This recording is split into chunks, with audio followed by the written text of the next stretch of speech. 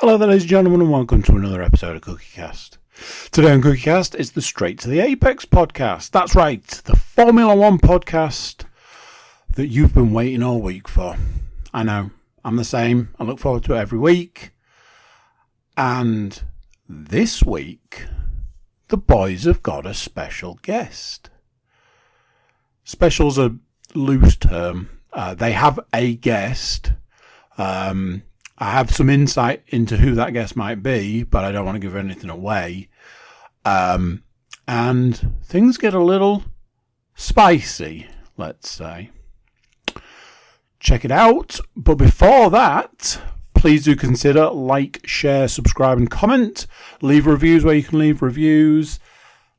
Obviously, the biggest thing there is share the podcast around. You must have a Formula One fan in your life. You're like, yeah, my uncle's brother's dad's fiance's neighbour's dog's walker's dog. Big Formula One fan. Send this podcast in their direction. They'll be like, hey, that's cool, man. That's cool. Anyway, that's enough from me. Let's hear from these guys. Here we go. This is CookieCast. Straight to the Apex.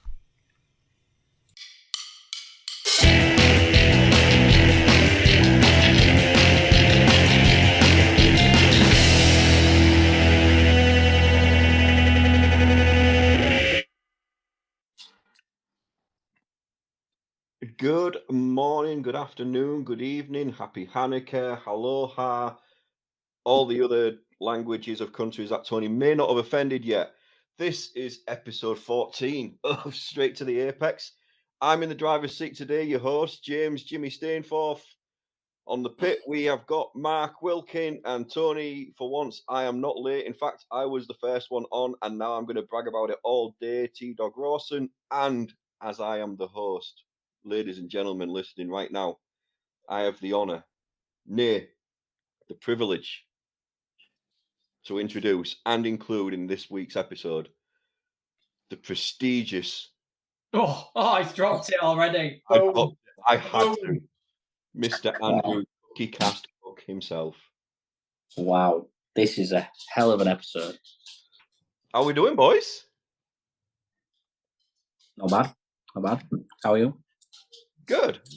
I was thinking we might be here tonight because, you know, the almighty Andy is here. The Overlord is here himself. Nah, fuck it. Why change? Why change? You do. I am not here for that content. No. The only reason Andy is live is because he's sick of editing stuff out. So he thought, do you know what? I'll just be here. He's got a big red button to press every time you speak. He actually thinks if I can see his image in the corner of my screen, I'm just going to be like, oh. Yep. He's about to learn something that James doesn't give a shit. Good. That's where it should be. Mate, if you ever get to meet me outside of the podcast, you probably hear some other stuff like, wow, James is really mellow on the podcast, actually. This is... He's a pleasant man on the podcast. As always, guys, leave us all a like, subscribe. Massive thanks to Andy and everybody else at CookieCast for, as always, putting up with us and keeping us going on the platform. So, Andy, straight away, what was your thoughts on the race?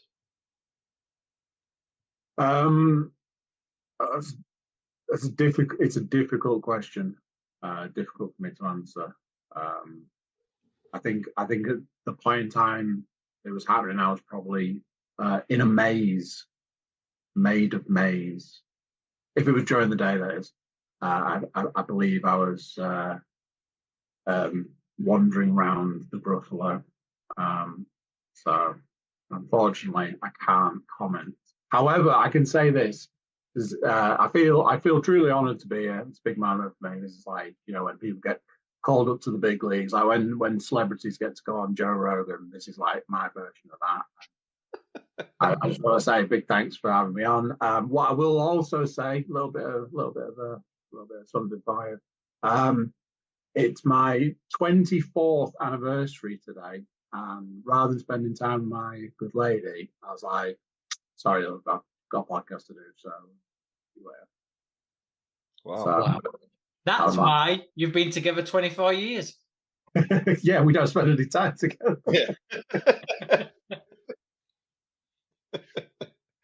Well, happy anniversary, mate, as well, you know. Thanks. Years well played. I'm not sure I'll make it much further after today. Mate, any day after 24 is probably a Brucey bonus, really. Well, as I've said to everybody I've seen today, one more year, and you know, I got less for murder. You can actually officially say that, yeah? Does that mean she's now planning for a patio in the back garden then? You mentioned that earlier. I didn't know what she was saying. I said I was doing a podcast, and she was like, "Yeah, I'm googling new patios." I was like, "Oh, that's nice." Just Wow. measuring it out. Put a nice photo of as well. Oh, but yeah, Hungary. I mean, we'll talk about it in a bit I anyway. am But very, very hungry. well, you're always hungry. What was it you said just before? You know, I'll eat before, I'll eat after. I'll probably eat in the break. You know, I'll just put it down. And during, probably. Getting them Maybe. gains. So, cracking race. Yeah, for anybody, you know, F1 fans, people who aren't F1 fans, it was just a neutral person watching it would have enjoyed that race, unless you're a Red Bull fan. But we'll get into that because there's some massive talking points. Any news from any of you guys? Let me see. I've got the former Ferrari boss, Matteo Binotto, is replacing Andreas Seidel as the head of the Audi F1 project. Yeah. Interesting. Andreas Seidel left McLaren to go to Audi. They've not even made it to Formula One yet, and he's already gone. Yeah, that's what I was about to say. That they're not even here yet, and they're already almost having a big cabinet clean out, like a new government coming in. I don't think the Germans are very happy. Obviously, you know, German, they want it a certain way, they want it on time, and apparently they're not very happy behind closed doors, and they've made changes.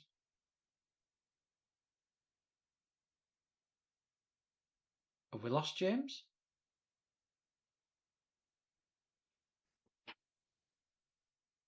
Oh. It's Branzo. It's really bad. Oh, there we go. We're back. We're back. No, We're it's having back. technical trouble again. Like last week, where he disappeared for like a minute, and you just hear me and Tony panicking, going, "What do we do?" I know. I didn't know. That was great. That, by the way, I listened to it over the weekend, and all I heard was Mark going, "Hello, guys." Well, I thought it was all taking the piss out of me. Like you all was in a perfect pose. I was like, right, they've all collaborated here. They're doing it. I listened to it. Happening again. And all I thought was, this is like that scene out of Wayne's World where Garth's just left there on the couch and the camera's rolling. He's like, "This is a good time."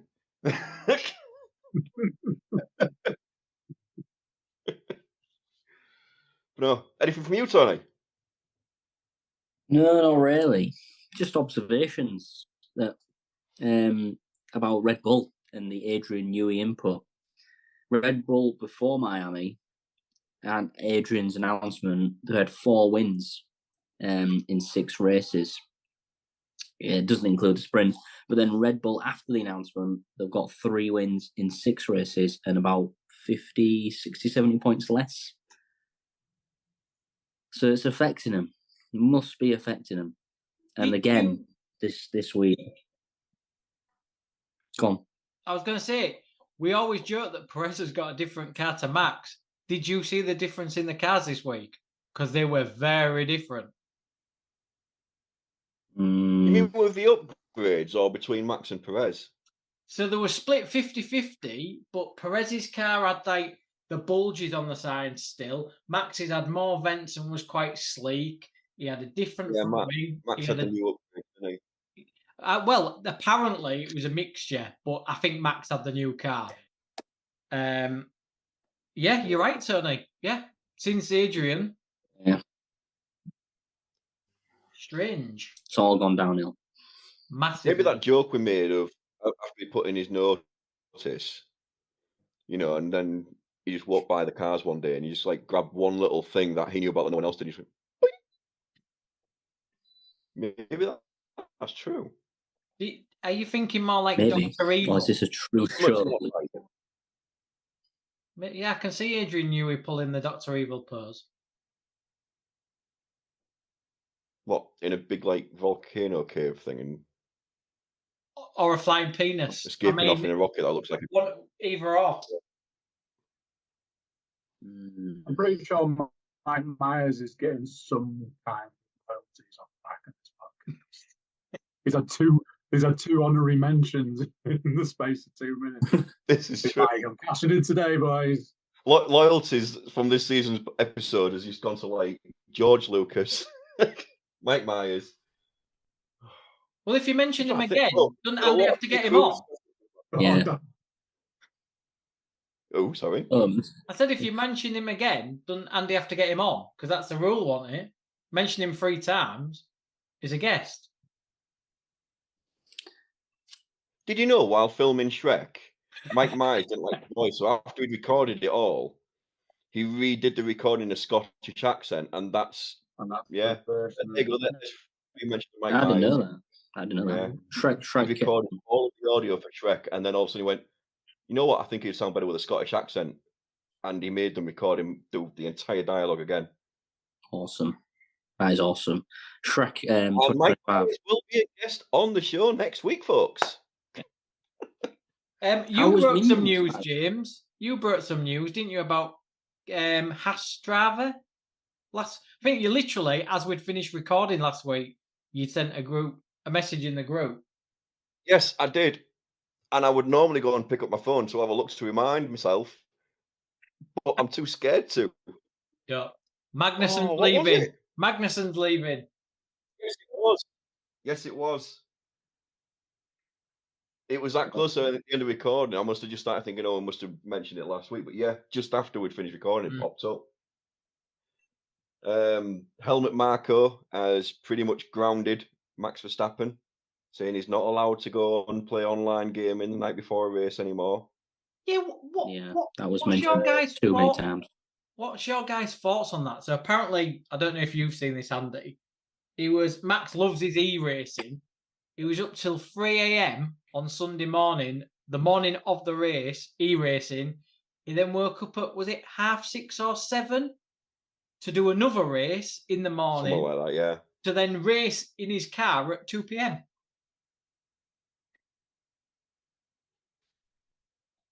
I know I've already had a warning from Tony about digressing from.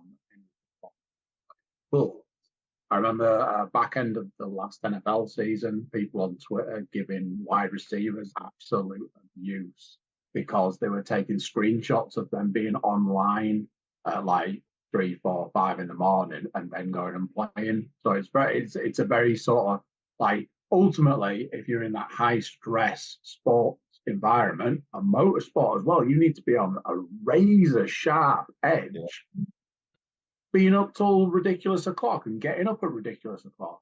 And as a gamer myself, I will also be the first person to say it's not necessarily the thing that's going to keep him sharp. It's just stepping into a car. So I'd certainly question it. If it was me, if I had something to, I'd be like, is this really the thing? And I'm all for sports personalities relaxing, heading into whatever they're doing.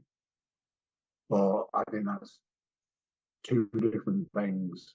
There's relaxing and there's something that's a detriment. You know, if he was having a couple of beers the night before, would we question that? No. Probably would if it was just before the race, but Well, yeah, as he's getting into the car. Having maybe. a couple of beers and then stepping in his car. just watching the grid walk. Most of them are stood there with like ice packs on the chest, and Max is just popping up and Some Dutch popping up. lagers. All right, Martin. Yeah, all right. It's like John Daly before a golf game or something, just cracking the next one open and just knocking it back, going, cheers. Wow. But that's a good way of looking at it, actually. Yeah, because when you think about it, I mean, practice on Friday. In fact, 2 practice sessions on a Friday, then a practice on Saturday, qualifying on Saturday, up till 3 o'clock racing, 2 and a bit hours kip, more racing, whatever he did in between, which would have been warming up, getting himself prepped, and then driving a car again for another hour and a half to 2 hours at around about 220 kilometers an hour.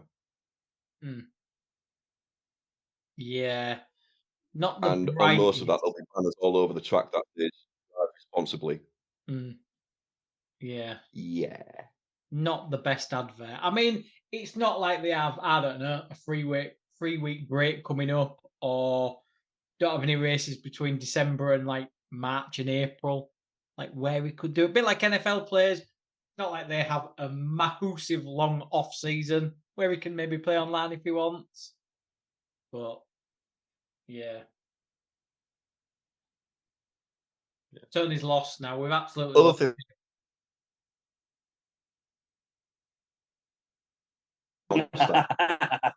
it's one of them. Whichever one it isn't, Andy can edit out. Yeah. Livery. Livery. I also don't know. Guys, Thank God for that.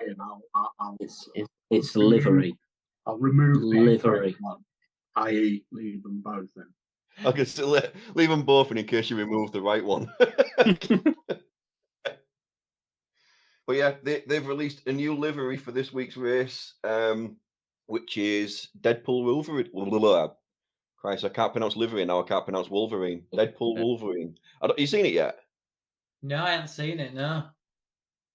No. It looks pretty. I don't see much Deadpool apart from it's black and it's red, and it's got some like yellow slashes down the side. It does look good though. The pictures I've seen does look pretty good. I mean, it'll only be on it'll be on both cars, but we'll only see one at the back of the grid. So yeah, it's a shame. It's a shame. We'll see at the start of the race and then the replay of the start of the race. And pulling into the pits to retire. Yeah. About 2 minutes later, when Gasly has to retire for the 3rd week in a row. Yeah. Terrible. Shit. French shit. There we go. No, don't go there. There we go. Here we go. Have you upset France yet? Yeah, he already is upset France. Oh, that's all right. They can't hate him any more than can they? Behind my camera, what you don't see is I've got a world map up on now, and I just tick every country he upsets, and I'm pretty much nearly full. To be fair. And behind Andy as well, he's got the contact details for all of Donald Trump's lawyers, just so that, if we need any protection or anything else like that, all legal advice, we've got some of the best, we think. If they're not putting dodgy names onto ballot papers at the time. Allegedly. Allegedly, thank you. Allegedly. Yeah. I've never actually done this and actually seen Andy's face at the same time. And there's a lot of time I'm sitting there, I'm like, is that a face of, oh, fuck, where's this going? Or what? Stop now. Stop now. Yeah. If the glove don't fit. Where's the interference? We need interference again. Was a famous line from a famous trial. Anyway. First question to Andy, since this is first time on the podcast. Bring it. Of me. Right, Andy. So, this has been asked way back in season 1, and it's your answer is very important. Do you prefer? You've only got to choose one here, one out of the two. All right. Pizza or burger? Which one? So, as a vegetarian, it's almost. Now, don't get me wrong. I love a burger. I love a veggie burger. He's gone. He's had enough. He's gone. He had vegetarians like, I'm out. Just be glad you said that and not vegan. you Not even get me started. I mean, I've been effing and jacking about the vegans this week. I was in the trenches. I was there. I was the first boots on the ground, and then these posers come along. Fucking deal. This is possibly the weirdest thing you'll hear, but I actually had news. Oh. I have shared it with you guys. I've had it pre-vetted, but I remembered when you were like, has anybody got any news? And I was like, sure, I sent you guys something that was like news in the Formula One though. So I scooched back through the old timeline. I was like, yes, and it's been in the last week. But I saw and shared with you that Netflix has announced their TV series, Senna. It's due for release on November the 29th. Senna, the story of one of the greatest Formula One drivers of all time, premieres November 29th. And does seem to say it is a series. So Yeah, I can't wait. I'm his biggest fan. But I've never read his book. This week. This week. It does change. Do you have his hat? You've got to remember, Tony went through one of the biggest transitions of anyone I've ever known. Season 1, he didn't know shit about F1. Didn't do great in the quizzes. I knew a bit.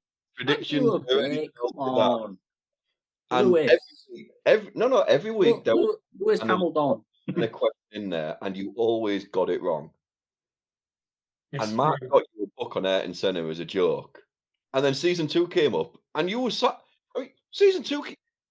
You was like the guru. You came out and all of a sudden he was like Aston Martin this, Aston Martin that. Me and Mark was laughing our heads off at you, and then Aston Martin flew out. Not only did Tony win most improved player for that season, it's probably time that I revealed that my other X account was the one that was tweeting the Justice for Tony tweets after I had listened to the episodes, and like every week you just get burned on those quizzes, and I was like, man, oh Tony, like the points were there, they were in his hand, and they were snatched away.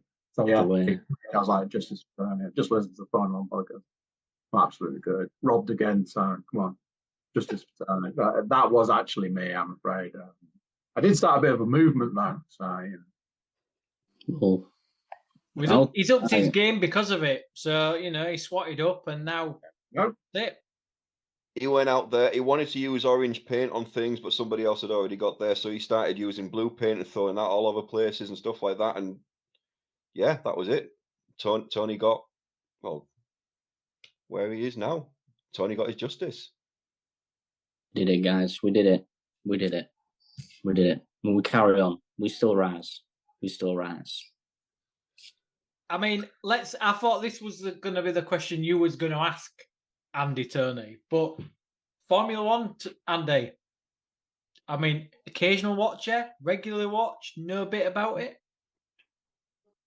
I think on our separate podcasts, I think there's been a sort of a timeline interwoven through the podcast that we've all done individually. I was a massive F1 fan. I was a huge F1 fan. A lad I went to school with years later, where we were housemates for a long time. He was mad on Formula One, and I had sort of like a loose interest. And then when we spent more and more time together, I got more and more into it, and that was sort of what we did with our time on like weekends and stuff. I was very much to me, Formula One, the moment is always like Michael Schumacher, David Coulthard, that sort of era. For me, what started to happen was, and I know this is a subject anyway, but as the cars started moving away from that era, and I get, I do get it, and I do understand the safety is important.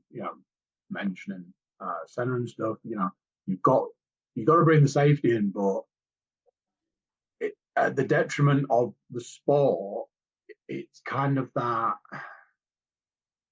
And as time went on, it just became a little less like the Formula One I knew and loved.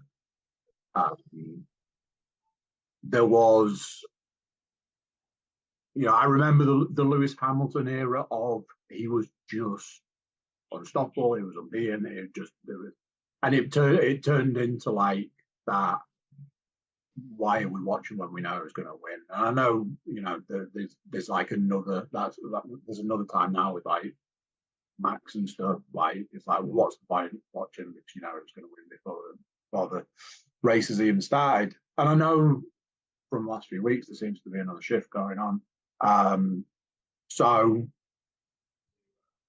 ironically, my more recent experiences from listening to the podcast week in, week out, I had that the high times and that then changed and dropped into a slightly lower time, and I just sort of moved away from it. Has anybody seen the electric Mustang? Yes. That's what it became for me. That feeling of, oh, yeah. It's like the Mercedes G-Wagon. Mercedes G-Wagon now, they've done an electric one. No. It's a gas guzzler. That thing, isn't it? You understand it, but you can have a thing that you understand and don't agree with. Like in your heart, in your soul, you're like, I should be able to hear that car coming from 3 streets away. And when it gets near me, my bones should be rattling. I shouldn't look at it and feel nothing but disappointment and just sadness. One was coming out of it. I was passing a road the other day and one was coming out, and I was just like, oh. And it kind of became that. It was a bit like, I get it, I understand it, but I don't agree. And that feels wrong, because when it's a question of safety, you're like, I want you to be safe. I want you to, I want it to be okay for you to be able to do the thing you love to do. But I want to feel it in my bones as well. So I'm really stressed now, because not because of what you're saying, but I was suddenly thinking, yeah, and I was like, imagine walking up, you're seeing my favorite car, the Shelby Mustang GT500, seeing that and thinking I just want to start it up so I can just hear that thirst roar it makes. But then as it pulls off, it just sounds like a milk float going by, like kind of. Yeah. Like, you hear the buzz of the electric. No. Yeah. No. Yeah. I get it. I totally get it. I mean, we've all said the sound of it is just not the same. It's just, the V10, V12s, the scream, and like you say, you could hear it probably 2 counties away from Silverstone. Like now, you can hear the tyres screech and all sorts over the sound of the engine, which is just all types of wrong. Never the same. No. Luckily, none of us on this podcast drive an electric car, because we'd be hypocrites, wouldn't we?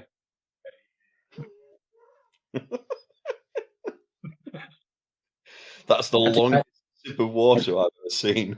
I do think racing cars should not really be electric, but commuter cars and peasant cars, they can be electric. Well said. To save the environment. But still, people in certain countries dump all their shit in the river. I mean, I'd have believed you if you didn't put the saving the environment in quotation marks on camera. Do you know what I mean? Like, Greta Thunberg just started listening to this podcast and she's just left. Do not mention her name twice. I don't want to be anywhere near that woman. Thank you very much. Why are some states are building coal power stations weekly, yet we burn coal outside for a barbecue at a certain time and almost get lynched for it? This is getting a bit deep. All I asked Andy was, does he watch Formula One? I mean, Jesus. To break it up, I've got another question.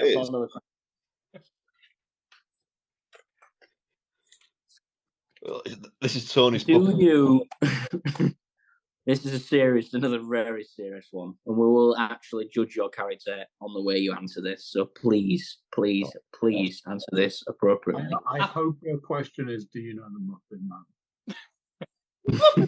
Who lives on Drury Lane? Do you wipe standing or sitting?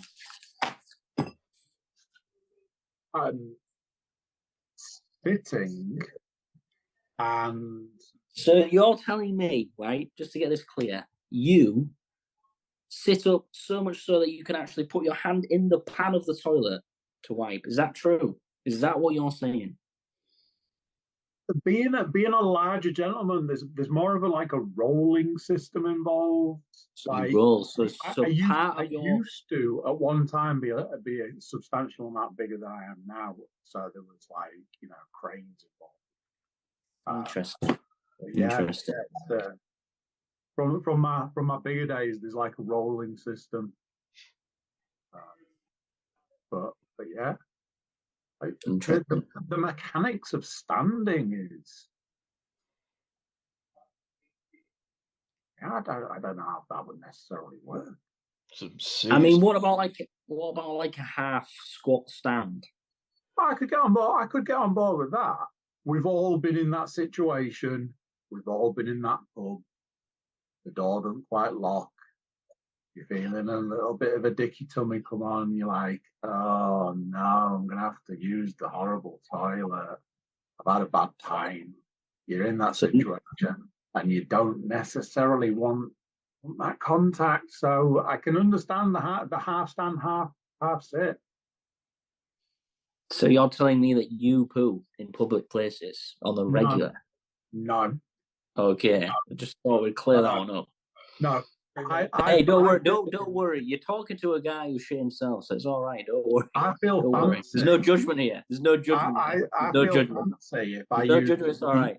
The toilet in my house. It's fine. Sometimes I'm like, I've got to go use the other toilet. It's all right. You've answered the question. It's fine. Why is this even a question? I'll take your answer down, and thank you very much. If you can let me know, the outcome, whether I scored okay, because it's been playing my mind. Well, I mean, vegetarian and didn't really answer the question, and I used to use cranes. Let's be honest. Your judging character is still improved on someone that was sat in their own house and ended up shitting themselves, surrounded by how many toilets have you got in your house?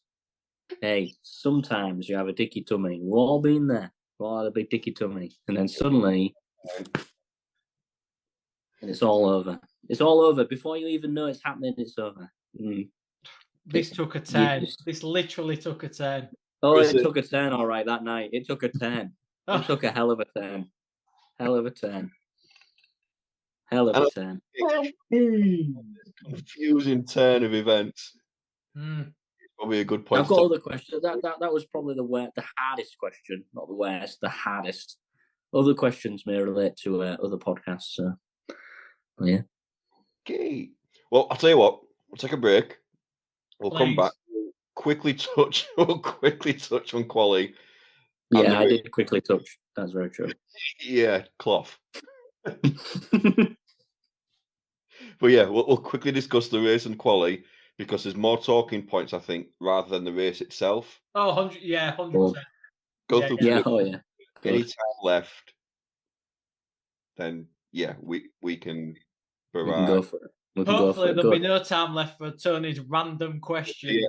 I mean, we've already upset a vegetarian, and then he's talked about shitting himself. I mean, and on top of that, you've heard how long it takes him to do a prediction as well. So even if there's 20 minutes left, you'll only have as if that by the time he's done. Exactly. Well. But yeah, right. I will see you after the break then, gents. Awesome. Off to the loo.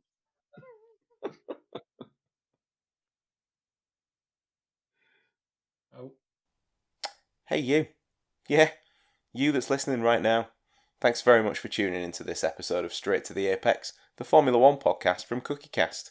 If you're enjoying this episode, why not like, share and subscribe? Whilst you're there, feel free to check out some of the other podcasts that CookieCast has to offer. If you like football, we got a football podcast. NFL more your thing? Then the Laces Out podcast is for you. Maybe even a little bit of the wrestling. Just look for the Getting Over podcast on CookieCast. Maybe you want to listen to Andy's Darkest Timeline. It's there too. So, the F1 boys have probably got themselves a drink. It's time to get back to the action.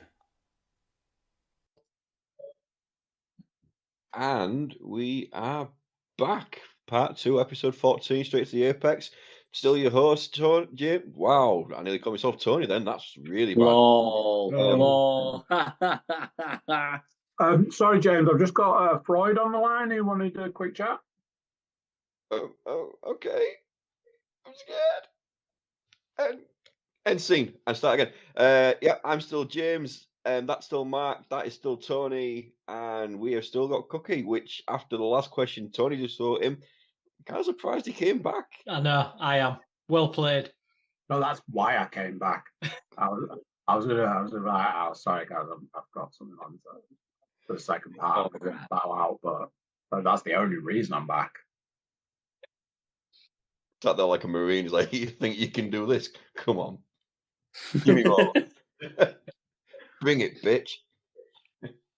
So, like I said, quickly touch on quality and the race. Main talking points from the race is going to be what the bulk of this is, predictions, and then whatever the hell we want to talk about. So, quality.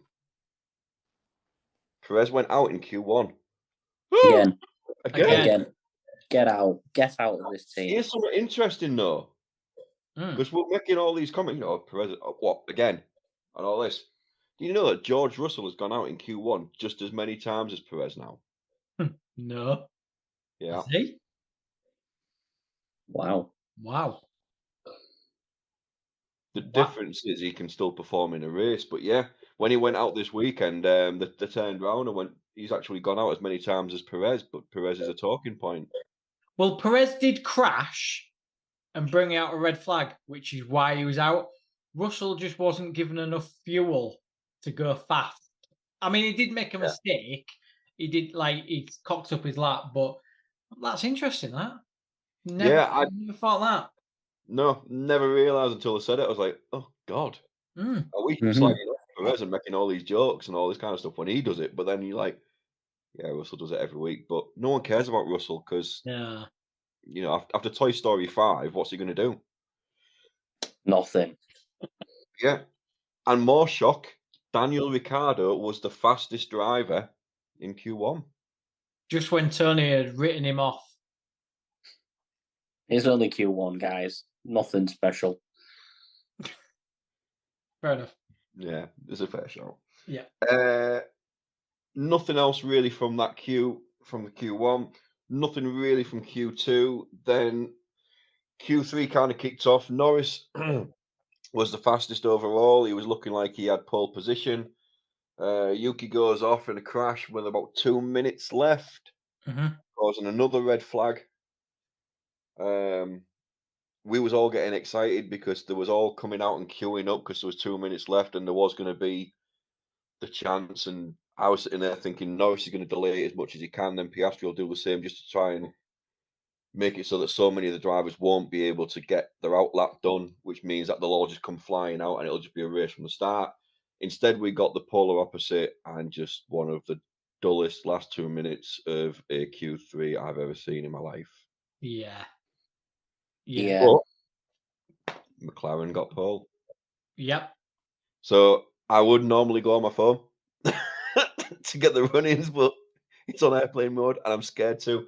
But Norris got pole, Piastri was second, Max was third. If I remember rightly, it was Sainz and then Hamilton. Go on, keep going. I've got the list here. Keep going. You're right so far. Keep going. Who's next? He drives for our favourite team, James. I was going to say, I think it's Leclerc. Yeah, it's Leclerc, exactly. Then next, Tony's favourite team. The leader of Tony's favourite team. Alonso. In green. Alonso, yeah. Well, we know, is that 7? That's number 7. 8. Also wears green. Oh, Stroll there. Yes. Brawl. 9. Who we got left? Who would potentially be up there? Ricardo was already gone. Bottas was gone. You've said it. Was it Ricardo? It was Ricardo was 9th. Jesus, I should be getting points for this on the quiz. And You should. 10. Go on. You've also mentioned his name.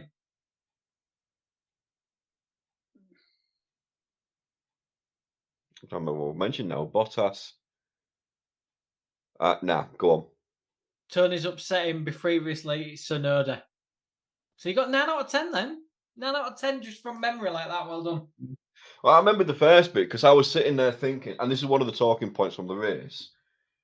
This is great for Norris because Norris can fly off because Piastri will be keeping Max behind him, but Max will also be defending against Sainz. So Norris will be able to fly off. But first talking point of the race, Norris needs to sort his starts out because he's had so many poles now and he's cocked them up at the start. And both times it's by veering to one direction. Yeah. Genuinely, for that one, Piastri's job there was defend Norris, really. That's all Piastri had to do.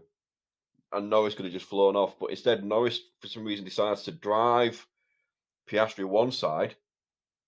And then Max is just...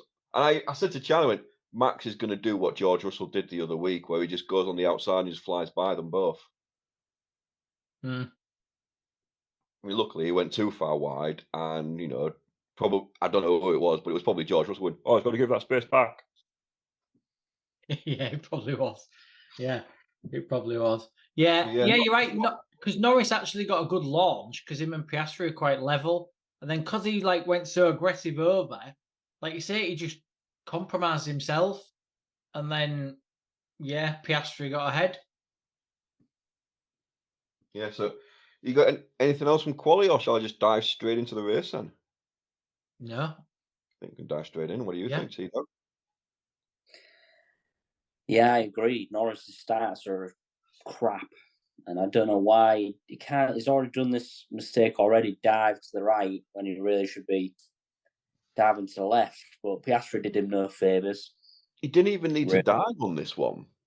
No. I mean, the first time we did it was against Max, and he said afterwards, he went, I've got to learn from my mistake there. He went, I don't need to do that. And then he goes and does it again. But not Max, to his teammate. But he couldn't have gone. The first corner it was nobody's fault. It just went as it did. Max Verstappen, I'm glad he gave the place back.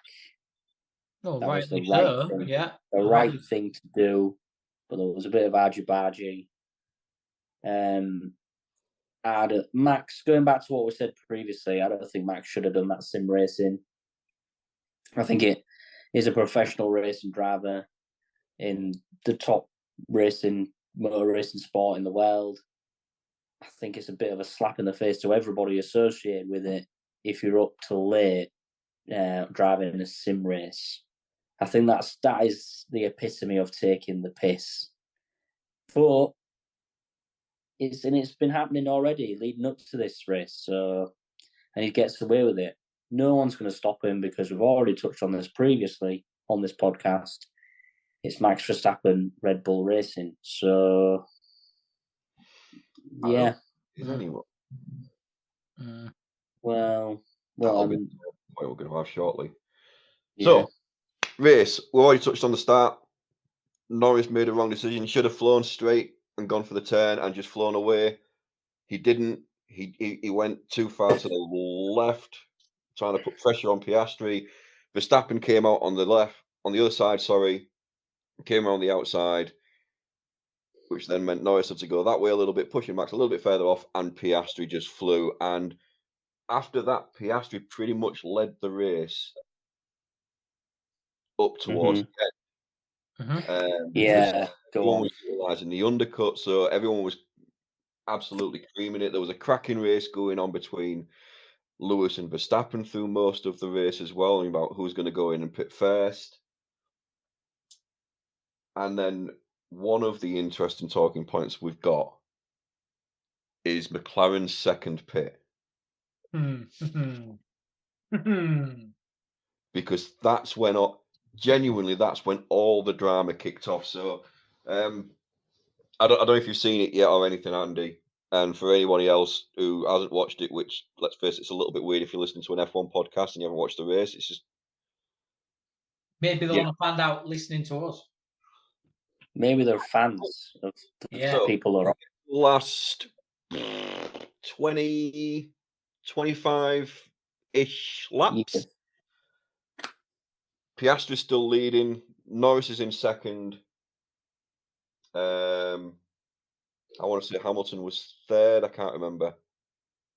Yeah, he was. So it was lap 46, Norris pitted. Yeah, Hamilton pitted on lap 41. Max was fuming on the radio, and Lewis was absolutely lighting the time screens up. So Lewis was having another one of his race days again, which is good to see. And all of a sudden, McLaren pit Norris, which means because the undercut is so strong there, Norris will get in front of Piastri. So they pit Norris, and he goes back out, and then they bring in Piastri afterwards, and they say to Piastri on the radio, "Don't worry about Norris. It's all fine. He's going to give you the spot back." And straight away, I'm like, I don't think that's fair. Anyway, but fine. Piastri comes out. He's about 1.5 to 2 seconds behind Norris. So Norris has already took the lead for the undercut. So all Piastri has to do is just a quick switcheroo. But instead, he pushes too hard. He goes into the gravel, comes off. He's then 3.5 seconds behind. And then a couple of laps later, he's 4 seconds behind. Then he's 5 seconds behind. Then he's 6 seconds behind. And all this time, the radio engineers are saying to Norris, "You've got to give the space back. You've got to give the space back." And I'm sitting there, well, no, he doesn't. I'm not being funny. You pitted them the wrong way around, and Norris is a hell of a lot faster. What you're effectively asking Norris to do right now is slow down by 0.5 second per lap. Meanwhile, Max Verstappen is peeling down the track. You're worried about a 1-2. At this rate, you're going to have 1 and 3. Just let them be. And as well as that, in lap 39, they actually said to them both, "You can race." So if you're going to let both the drivers race, why are you then saying, "Oh no, you've got to swap"? Anyway, this is going on and on and on. And after a while, Norris starts ignoring the radio. And then eventually he comes on, he goes, "Right, I'm not being funny. Tell him to catch up." And then he's like, "He's got younger tyres than me. I'm faster." And they're like, "Well, it doesn't really matter." And he's like, "Well, it does to me." And it genuinely, to me, it does. Norris is the only driver who is a threat now to Max on the championship and on the track. McLaren have a good shot at the constructors, and they're more worried about breaking a promise to Piastri. Right call, or Who wants to go first? I don't know. Shall I go first? Then Mark can end it. Well, I know Mark doesn't like Norris, so I'm interested with this anyway. But yeah, let's go. Yeah, I completely agree with you, James. On a track that is so powerful on the undercut, why would you pit him first? Their reason was to stop Hamilton. But I think every single person watching F1 knew that whoever pitted first would ultimately win the race. Anyway, that happened. He's clearly faster. Piastri cannot catch him up. Why should they swap him? I don't know why. I can't really find an actual legitimate reason why. Supposedly, there has been a conversations before. Don't know if it was the weekend or whatever. There was an agreement that if a certain scenario happened, then perhaps they'd swap them. But I completely agree with you. Bullshit. Fastest driver on the track deserves to win the race if they're in the lead. And that's it. That's how it should work. And I'd be embarrassed if I was Piastri, because you've been given your first win. You haven't won it on merit. I'd be embarrassed if I was a McLaren fan. I'd be embarrassed if I was McLaren, because you've got your first 1-2 in so long, and the last 20 laps was an absolute embarrassment of basically pleading to one driver to let another one pass. when it's a 1-2 situation. Norris could have got points there, and I completely agree. Again, he is the closest to Verstappen. Look what's happened in previous seasons. Yeah, I mean, I don't want to take anything away from Piastri for his win, because through most of that race, and his first win is coming. I feel sorry for the guy because his first win was an embarrassment. Was given to him. Given to him. I mean, I've never seen a driver get out of the car after their first Grand Prix win and celebrate like that. He just got out of the car and he just went, and then he walked up to his engineers. But why would you even celebrate? Norris. Why would you celebrate? Stage dive. Why would you celebrate a win like that? Why would you celebrate a win like that? Such a shame for the kid. It's not a win. I mean, if you think about it, it's not a win. It's not won, has he? He's just finished first. It's just shit. It's just what an embarrassment to think that's your first win. Your first win was under team orders. Anyway, my final point is the greatest drivers, the best drivers are fearless and savage. Vettel's done it. Lewis Hamilton's done it. They're legends. They'll be remembered. Lando Norris, I don't think has the fucking minerals. He should have told them to get fucked and just carried on past the finish line and gone, I'm number one. I'm the top dog here. Fuck you all. But Hamilton's done it for Norris. For Bottas before. He's given a space back. Different circumstances. Yeah, it is. But you're all right. They've got to be. You know, Mark Webber and Vettel, Schumachers. But the thing that stinks, James, is the embarrassment of the radio over 20 laps. Yeah, please don't make this awkward, Lando. Like it would have swapped. Surely would have swapped a lot sooner if he felt it was right, and it was. You know what I mean? He's held on to like the last 3 laps, and they were begging him to pull over, basically. I said embarrassing. I would do.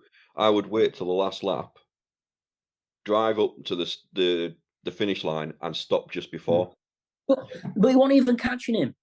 He wasn't even. He wasn't like fucking like half a second off. It was. But I suppose if you're Norris, you're proving a fucking point. So you are driving like a fucking maniac. So I get excited when he gave it back. So I thought you've done this right. If you've given this right back just before a DRS zone, then you've done what you've been told to do. You've given him the position back, but then you've overtaken him yourself. I thought that as well, 3 laps from the end, but I don't think anybody was clever enough to think that, not even Norris. So I'll give him the place back. So that means I've done what you've told me to. Then I can race him. Go on, Mark. Go on, Mark. I'm interested. If you can't back not Piastri here. Are you ready? Go on. So, Norris, before Norris paid and before Piastri was paid, Norris was told you're okay to race Piastri up until the mid-40s, which I thought was a very odd comment. Like, you can race him until mid-40s, so you was pole, you fucked it up at the start, Piastri jumped you, you're all right to race and catch him, but only till the mid-40s. Right, okay, so that's point 1. Mm-hmm. Apparently, every Sunday they have a meeting about teammates and harmony, blah, blah, blah. If that's the case, why the fuck would you pick Norris and put yourselves in that position first before Piastri? McLaren have absolutely done themselves. You just wouldn't. You just wouldn't. When they were saying, think about the Sunday meetings, yeah, Charlie said all they're worried about is them having that awkward conversation with Oscar saying, sorry, Oscar, the reason you didn't get your first win here is because we fucked up on the pits. It's because of us, not him, because of us. Lewis is catching. Lewis is a threat. Right, okay, but Norris has got a faster car, so they've got by Lewis, no problem. Lewis is catching. Lewis is a threat, but Lewis is 15 seconds behind you. So you're all right, which is stupid. So they did it because in that instance, they thought, we're going to pick Norris first because he is the number one challenger to Max. He's still a long way behind him, but he's the number one challenger. When he come out the pits, and Piastri come out, and there was like, what were the words? I wrote it down. The order will be re-established. Right, okay. Just let him by then. And then when he didn't, and this is where I don't like it, because I still don't like Lando Norris, where something he said, especially something after he said, after the race he said, which I'll go on to. But Norris was proving a point. Norris was being a dick. Good on him. He got to 7 seconds ahead. That's when they should have said, look, Oscar, you ain't catching. You're on better tyres. It's gone. It's gone. Norris is quick. And like you say, what then Norris maybe should have done is let Oscar by early and then raced him, but he wasn't allowed to, because going back to first comment, you can race until the mid-40s. So then if Lewis had caught both of them because Oscar was slow, then they'd have fucked the race anyway. If the next talking point hadn't have happened, Lewis probably would have been a bigger threat. And the way they was fanning about, they could have lost the 1-2. They could have even lost the 1. So they've been stupid. I mean, Max is, about 40 or 50 points ahead of Lando. Lando needs all the points he can get, because let's be honest, Max is struggling. Red Bull are struggling. McLaren could have their first driver's title since Lewis. Yeah. You've cost him whatever many points, 8 or 10 points, whatever it is. He was a faster driver, and he proved he was a faster driver. All this pleading with him on the radio, I totally agree with both of you, it was embarrassing. Like, oh, Lando, think of this, and Lando, you need your team, and Lando, but if you need your team for a challenge, you've just cost him 8 points. So, but what I didn't like was when Lewis said in the after race interview, God, you were fast today. And Lando went, yeah, you used to be 7 years ago. What a dick. And Lewis was like, whoa, I was just complimenting your car. Like, I'm all right with that bit. Dick. I'm all right with that bit, because that bit they was both still laughing and joking. And then it was the next few comments after that. Went, yeah, you was fast 7 years ago. And Hamilton went, would you even here 7 years ago? And still laughing. And Hamilton went, yeah, well, you had your day, now it's ours. And that's when Hamilton went, mate, I'm paying you a compliment. Yeah. And it was that last little bit that Norris said, like, oh, mate, 1-1 race. Come on, you are not. Don't become Max. Don't become Max. A lot of people say that Lando off the camera is an absolute tosser. And I think that was a little bit of a glimpse. A glimmer. And I mean, I like Oscar Piastri. I think the underrated celebration was probably because he's an Aussie and he's like as laid back as they come. But equally, you two, I don't normally agree with both of you. They've tainted his first win in Formula One. Because, how did you win, Oscar, your first race? Oh, yeah, well, Lando had to give me the place back, didn't he? So you spoiled that kid's first win in Formula One, all because you pitted Norris first in the stupidest move. Like you say, Lewis has done it for Bottas, and he's let him by. That's only when he had a lead in the championship. He would have not have done it if he was chasing Max in the championship. He'd have been like, nope. Like, say, Vettel, multi-21 with Webber, wouldn't give it back. Schumacher, he pushed Barrichello onto the first place podium when he had to give, Barrichello had to give it up. Yeah. So, I thought they'd do that, though, you know. Sorry. I thought Piastri would do something like that. Nah. But that's all that animosity, all that awkwardness just added to this whole situation. It did, yeah. But, yeah, I just think that McLaren have screwed up that one big style. Big style. I'm actually going to say something interesting here, because you just remind, when we talk about ruthless driving, I was going to bring up the point of Alonso in the pits, staying in the pit, holding up Hamilton in qualifying. Yeah. So, and now I'm suddenly thinking, but that was McLaren before. So, are McLaren just trying to avoid something like that happening again? when you've got two very good drivers. Possibly, but Oscar's only in his second season. Yeah, Alonso, Hamilton was in his first back then. But it's always been harmony between them. And what they've done is they could have probably told Oscar down and said, look, you couldn't catch him. That's on you. But they created the whole thing in the first place. Just pick Piastri first. Yeah, I don't think we'll ever know the real reason. No. My only other talking point, I think this one will be good for Andy as well, is Max. What is wrong with the kid? Sleep deprived. He had a nightmare of a weekend. He doesn't sound like he's getting on with his radio engineers anymore. And then going back to the last 15 to 20 laps again, when all the drama's happening at McLaren, you've got this going on between Hamilton and Max. And Max is closing in on Hamilton. They're fighting on this corner pretty much every single lap. And then on one of them, Hamilton's taking the turn. Max doesn't brake till way too late. He locks his tyres. He then tries to turn and drives up the wheel of Hamilton. And straight away, he's kicking off like he always is. But this is the first time I have never heard Horner or anybody else at Red Bull take Max's. Yeah, no. Oh, he did after the race.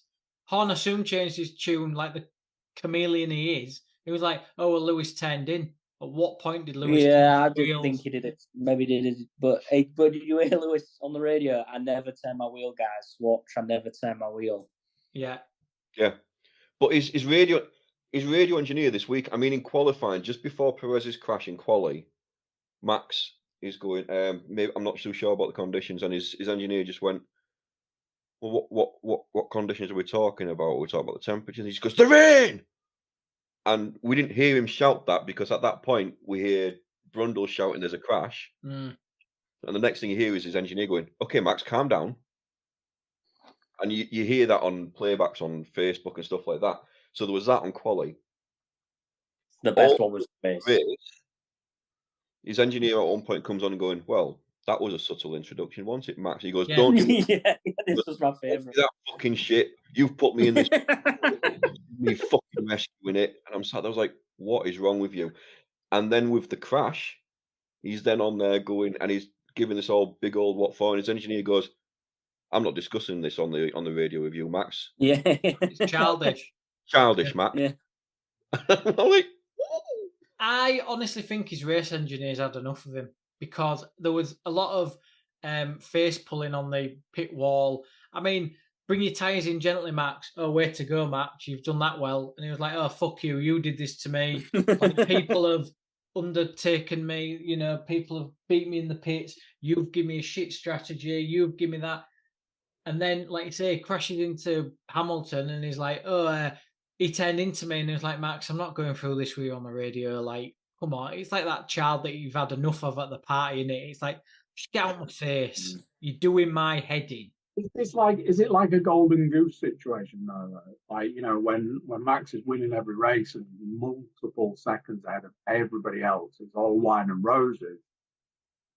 Now that the shift, everybody's like, oh, everything's wrong, everything's awful. There's got to be a reason for this. It's not other teams caught up. It's not other drivers got better. It's not your golden boy's been up all night playing computer games, up all morning playing computer games. Certainly not going to be that. It's everything else and everyone else. Yeah, I totally agree with that because, yeah. Max nailed it before. He's a spoiled child. And he just keeps getting away with stuff. Again and again. Racing incidents. But you get away with stuff when you're winning. Yeah. Yeah, but now he can't get away with stuff. And he's starting to like throw his teddies out of bed. Basically. Yeah. And it's a problem. I'm thinking something's gone on behind the scenes and they want out more so than ever. And Max being the petulant child he is, it's almost like almost like an excuse at the end of the year to say Max is walking away from Red Bull. Yeah, that's a good Like point. Andy said, he's been winning and they just leave him to it. It's Max. It's Max. It's like the naughty child at school. Oh, it's him. Now he's in the mix with people and the temper's coming out. Like you say, he's playing games at 3:00. I won't be able to go to work and function. He's driving a car at 200 miles an hour. It's like he said, you know what, Dad? Fuck him. And it's all building as an excuse to get out. I think there's a bit of a message, though, doesn't it? If everybody knows about it, you know, if he's appearing online and people can physically see it, especially like the general public and stuff, people just descend on that. Yeah. And it sends a bit of a message when that's the message you're putting out. Your message is, I'm up all night, I'm up all morning, I've had a combined 2.5 hours sleep in the last 24 hours. Let's go and drive a car at 220 kilometers an hour. Or not. That sounds a little bit dangerous. But it also sends a message. And that message sounds a lot like... Yeah. 100%. Well, FIA, no further action. And that was a joke. There were so many different incidents that they showed where people got penalties. Max didn't. But Alonso did exactly the same in Austria. And Alonso's engineer put a post up on social media showing that, saying, what was it, 10-second penalty and potential race ban, and then showed Max underneath and went, no further action. It's like... I know. So, really interesting race. If you was neutral, you would have loved that. I mean, we loved it anyway because it's just nice to see actual racing again. Piastri got his first win. Norris in second, giving McLaren their first 1-2 in, I want to say 6 years, I think it is. Hamilton third. And yeah, cracking race. So, predictions. Where did that put us? Mark, you had Max, Norris, Hamilton. You had 27 points. You got Norris and Hamilton, giving you 30 points. Yep. I had Max, Norris, Piastri. I got Norris giving me 28 points. Tony, you had Hamilton, Norris, Piastri giving you 25 points. Charlie had Norris, Hamilton, Sainz, so she's still on 7 points. And the FIA... 17! You do this to her every week. You take 10 points off her. She's on 7... Oh, no, I do it. Sorry, it's 7 points. Yeah, I'll let you off. Wow. I wrote 17. It's my writing. I've just looked. Oh, Beth had Max, Norris, Russell, giving her 2 points on 23. I've got mine and I've got Charlie's. Host goes first as always, gentlemen. Yeah. So for Spa, the Belgian Grand Prix, I have got Norris for the win. Piastri second. Hamilton third. Oh, you've gone big. Go big or go home. If you're not first, you're last.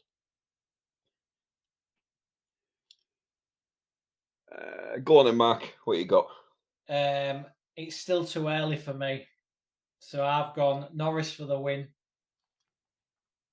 I've gone Max second. And I've gone Piastri third. I did toy with that. Tony? I'm going to go Norris for the win.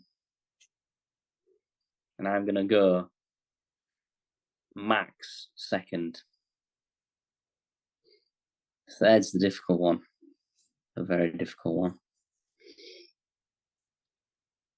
Piastri. No, because I think he's going to have a blunder now. I think his head's going to just fucking explode after this weekend. I think definitely Max Verstappen's going to be up there for the last race before the break. I think Lewis, 2 podiums, he's done now. Got a feeling it might be Russell Bustle, but then Leclerc. I feel like Leclerc's going to get in there. Is that what I'm you're gonna going go. I'm gonna go Leclerc. Banter. Ferrari banter. The Bants. You got any, Andy? I thought this may come up, so I did a little bit of something. I've got Max first. I've got Lewis second. And I've got Leclerc third. That Nice. is an interesting pick. Nice. Like the bands. For the bands. Throwing it out there. Bands. So I've got Charlie's. I did see the FIAs come through, but I Yeah. haven't missed a lot of them. So Charlie's, annoyingly, is Norris for the win, Piastri second, Hamilton third. Sound familiar? Yeah. So this is either going to go really good for me or really, really bad because Charlie just does shit in predictions. That's true. And she's the guru. Anyone got the FIAs? Yeah. Yes. Hamilton's there. Oh, go on, Tony. Lewis, Lando, Max. Which is bold. Very bold. The last race before the summer break. Last race before the summer break. Yeah. We'll get 3 weeks off. We'll get a little podcast thrown in the middle somewhere. Well, we'll do next week, and then we haven't had a quiz for a while, and Tony needs to show his new knowledge. I do. And it's Spa, the next one. Big hill. Big hill. Technical term, it's got a big hill. Big hill. It goes really, really high and then really, really flat. Yeah. It's good. It's a nice track. Very nice. Prestigious. Nice. Indeed. Right. And this is us. So, first of all, massive thank you to the legend, to Mr. Cookie himself for joining us and keeping us all under some kind of control. Maybe not so much towards the end of the first half, but I think we all kind of lost Tony at one point and then didn't know how deep this rabbit hole would go. But yeah, massive thanks to you for, as always, keeping us on this platform, putting up with us, but also joining us as well. And may there be many more to come. Massive thanks to Mark, to Tony as well for being those timely, hunky guys that they are. Quick point I wanted to bring up. At the end of last week's podcast, Andy used a line I always use of, if you see someone walking down the street, grab them, pin them down, and stick some AirPods into their ears and make them listen to it. And I love that. But yeah, as always, massive likes, subscribes, share the love, share it out there, give it to your dog walkers, your window cleaners, your mistresses, whoever you are. If you're Christian Horner, definitely your mistresses, allegedly. But yeah, share the love, pin down those joggers, make them listen to this, and keep it going, guys. See you later. Bye. So there you go. What do you think to that? Personally, from me, I didn't want to give it away at the start. Don't want to bury the lead. But personally, from me, I want to say a big thank you to the guys for having me on. It's been a long time in the making, but certainly well worth the wait. I always say it, and I always worry that people don't believe it when I say it's one of my favourite podcasts. It's one I look forward to every week. As covered, my Formula One fandom may have waned a little over the years, but I am a fan of the podcast.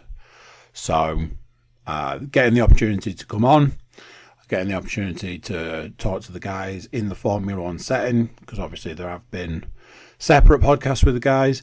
Just a good time for me all round. It was a great podcast, in my humble opinion. And yeah, really enjoyed it. So big thank you to the guys for having me on. Big thank you to you for watching and or listening. And yeah, before you leave us, please do consider like, share, subscribe and comment. Leave reviews where you can leave reviews. Check out the website. TheCookieCast.com has got social media links and an email button, and that way you can get in touch with these guys, say, hey, Loved the episode. Big fan. That's it from me. Till next time, I'm going to say bye, and I'll see you then. This has been another episode of CookieCast. If you enjoyed this episode, please like, share and subscribe.